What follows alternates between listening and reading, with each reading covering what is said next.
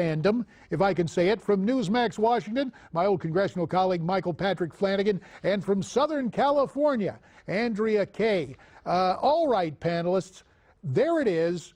You heard the good, the bad, and the questionable about Mike Flynn. The criticisms being raised of General Flynn. Mike Flanagan, do they amount to much since no confirmation is required for him to become National Security Advisor? No, they amount to nothing. I take you back to the Obama confirmations, and even though Flynn isn't a confirmation, take you back to the Obama transition 8 years ago. And a lot of people don't remember this, but I remember everything. And Obama had to go through appointment after appointment after appointment because they were all tax cheats. If you remember, Tom Daschle isn't in the government because he was a tax cheat. And they were nothing but tax cheats. There were like 5 or 6 of them, one after another. And we've forgotten about all of those. And we will forget about whatever warts that any of the nominees Mr. Trump has in time as they do an excellent job in the work that they've been given. And I have no doubt that General Flynn will do a tremendous job, and whatever baggage he brings to the job. If the baggage is Democrats didn't like him, as our GOP strategist with us today has observed, that's a badge of honor, and I think he's going to be fine. I think he's going to be better than fine, and I'm looking forward to it. Yeah, I guess we can call it the Andrea axiom. And so, Andrea, your chance now. If they don't like him, he must be doing something right. But as Miranda pointed out, Andrea, Flynn is a registered Democrat. So he became a Democrat for Trump. Yeah, and in fact, that's the biggest wart that they see when they look at him. You know, that's the biggest criticism that they have is that's the comments that really did him in. You know, all this other stuff about maybe he was too strident with people that he worked at. I mean, really, you know, that's all you've got against Flynn. And what's all this concern over Russia? I mean, don't we all remember back in 2012 when he said to Mitt Romney, speaking of Romney, when Romney pointed out that he thought Russia was a great threat. Oh, the 90s called. They want your foreign policy back, Obama said. So now suddenly everybody on the left is freaked out over Russia. It's all nonsense. You know, I think. And as you mentioned that, Andrea, it prompts another memory that Brother Flanagan's probably thought about, the infamous open mic with Barack Obama to Medvedev saying, now tell Vladimir, after I'm reelected, I've got a bit more latitude. He was kowtowing to the Russians. Of course, that was then, this is now. Let's move to another subject because time grows short. We got plenty to cover. It is this. Donald Trump takes to Twitter yet again. This time, though, it is not to deliver a taunt or to criticize the New York Times. Instead, Michael P., it's what you and I might call constituent service. Here's what Donald Trump, the president-elect, tweeted out. Just got a call from my friend Bill Ford, chairman of Ford, who advised me he will be keeping the Lincoln plant in Kentucky, no Mexico. The president-elect continues his tweet.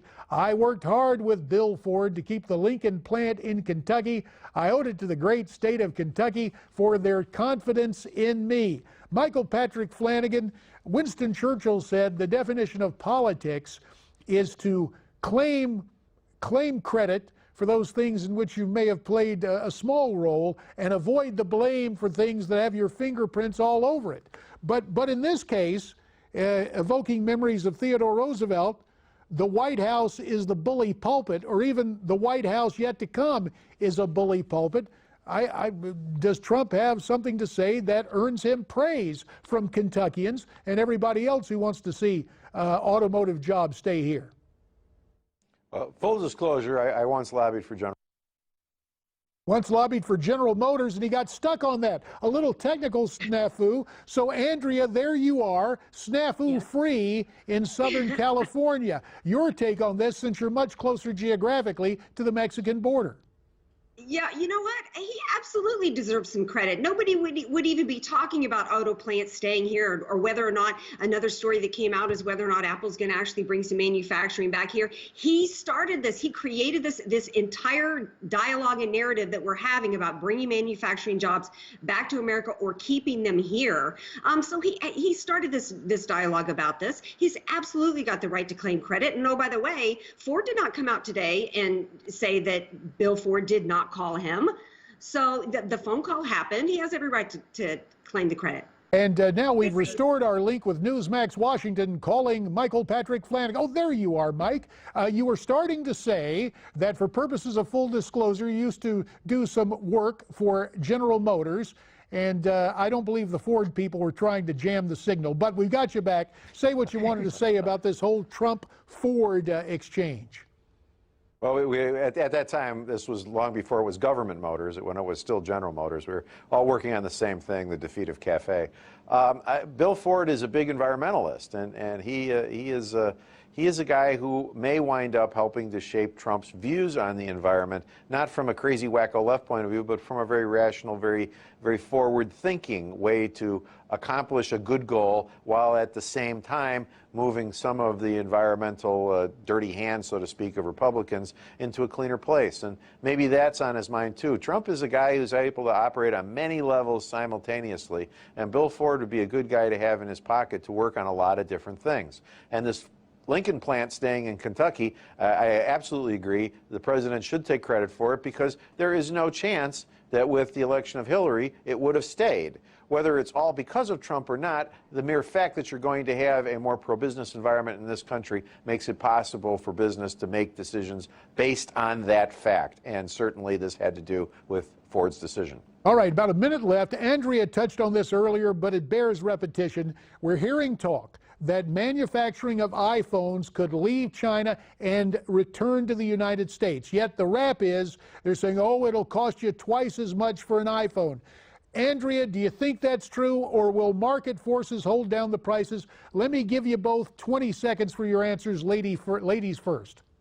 Well, I think it depends on whether or not Trump does what he says he's going to do and roll back so many of the regulations that are causing product prices to have to go up, because the cost of doing business and adhering to all the high taxes and regulations that are affecting, that end up getting passed along to the consumer. So I think Trump can bring manufacturing back and keep the cost down, which will keep the cost down.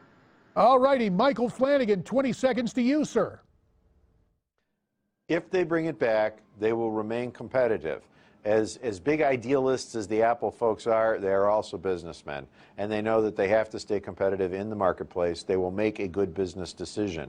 It will not be about punishing the consumer to be able to blame Trump.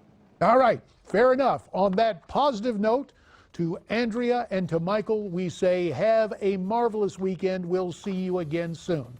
Thank you so much. Now, when I see you next, following the break, The Wire. Miranda and Ed join me to talk about some neat stuff. That's straight ahead as Newsmax Prime continues on this Friday.